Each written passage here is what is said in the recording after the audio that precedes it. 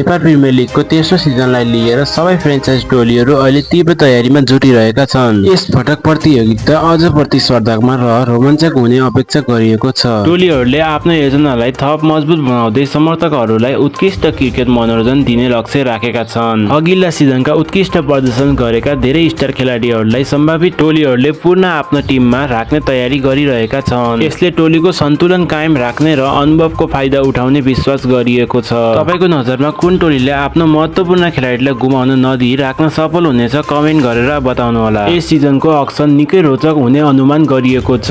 विभिन्न टोलीहरूले नयाँ खेलाडी भित्र्याउने र बलियो संयोजन बनाउन विशेष रणनीति तयार गरिरहेका छन्। केही टोलीहरू युवा प्रतिभामा लगानी गर्ने योजनामा छन् भने केही टोलीहरूले अन्तर्राष्ट्रिय स्तरका चर्चित खेलाडीलाई भित्र्याउने प्रयास गर्न सक्ने चर्चा पनि भइरहेको छ। एनपीएल सिजन 3 मा नयाँ प्रतिभाशाली खेलाडीहरूका साथै चर्चित नामहरू पनि देख्न पाइने सम्भावना बढ्दै गएको छ।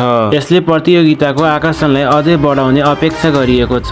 क्रिकेट समर्थकहरू पनि नयाँ स्टार खेलाडीहरूलाई मैदानमा हेर्न निकै उत्साहित देखिएका छन्। सामाजिक सञ्जालमा समेत समर्थकहरू आफ्नो मनपर्ने टोलीलाई लिएर चर्चा गरिरहेका छन्। यसपटकको सिजन अघिल्ला 2 संस्करण भन्दा अझ भव्य र प्रतिस्पर्धात्मक हुने अनुमान गरिएको छ। अब हेर्न बाँकी छ कुन टोलीले अक्सन मार्फत अझ बलिलो टोली बनाउनेछ र कुन टोलीले एनपीएल 2026 को उपाधि आफ्नो नाममा पार्नेछ। तपाईको विचारमा यस पटक सबैभन्दा बलिलो टोली कुन हो? कमेन्टमा आफ्नो विचार अवश्य लेख्नुहोस्। हामी तपाईहरुको माझ फेरि आउनेछौँ नयाँ क्रिकेटको अपडेट लिएर। जय नेपाल, जय क्रिकेट।